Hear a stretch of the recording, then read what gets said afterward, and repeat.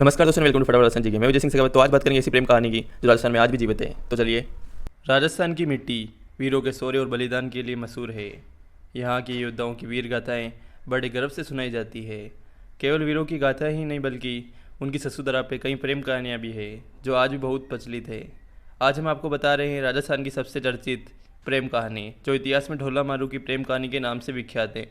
आज भी इस प्रेमी जोड़े का जिक्र यहाँ के लोकगीतों में होता है।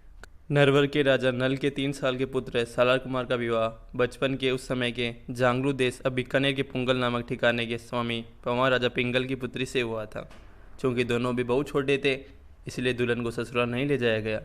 बड़े होने पर राजकुमार की एक और शादी करा दी गई। अब तक राजकुमार अपने बचपन में हुई शादी के बारे में भूल गया था। इधर जांगलू देश की राजकुमारी अब शाणी हो चुकी थी और उसे खूबसूरती के चर्चे दूर दूर तक होने लगे थे। माँ बाप ने उसे ले जाने के लिए नरवर कई संदेश भेजे लेकिन कोई भी संदेश राजकुमार तक नहीं पहुंच पाया। राजकुमार की दूसरी पत्नी ईर्ष्या के चलते राजा पिंगल द्वारा भेजे गए संदेशवाहकों को मरवा देती थी।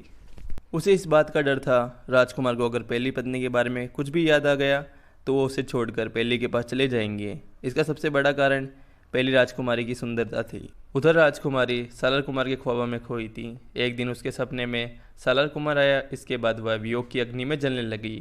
उसे न खाने में रुचि रही और न किसी दूसरे काम में। ऐसी हालत देखकर उसकी मां ने राजा पिंगल से फिर संदेश भेजने का आग्रह किया।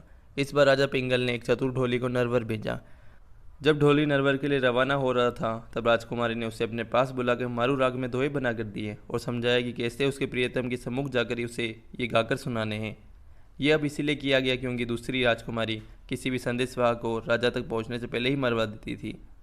ढोली ने राजकुमारी को वचन दिया कि वह यह तो राजकुमार को लेकर आएगा या फिर वहीं मर जाएगा। चतुर ढोली याचक बनकर किसी तरह नरवर के राजकुमार के महल तक पहुंचा।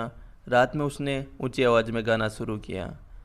बारिश के रिमझिम फुहारों में ढोली ने मल्हार राग में गाना शुरू किया। मल्हार राग का मधुर संगीत राजकुमार के कानों में गूंजने लगा। वह झूमने लगा। तब ढोली ने साफ शब्दों में राजकुमारी का संदेश गाया।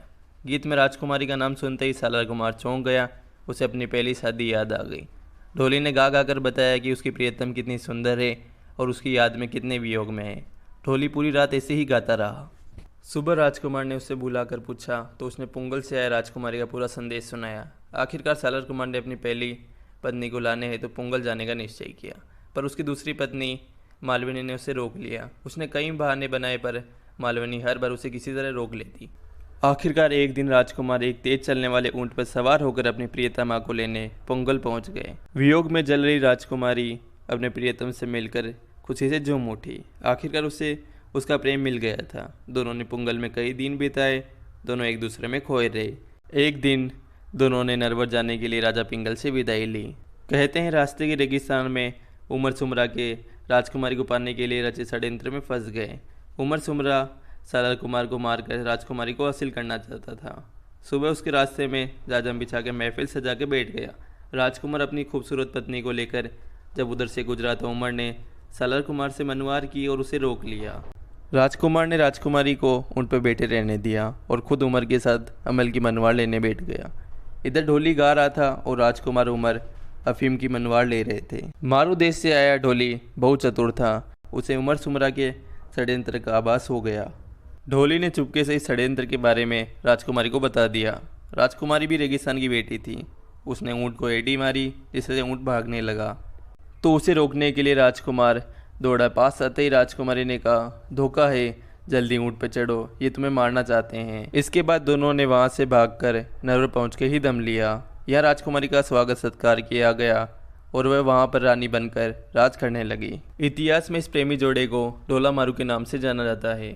तब से आज तक उनके नाम के गाने पूरे जोरों शोरों से गाए जाते हैं और उनके प्रेम का गुणगान किया जाता है। तो ये थी राजस्थान की सबसे चर्चित प्रेम कहानी, ढोला मारू की प्रेम कहानी। अंत में इसी स्टोरी से जुड़ा आपसे प्रश्न पूछता हूँ, ढोला मारू की प्रेम कहानी में राजकुमार का क्या नाम था?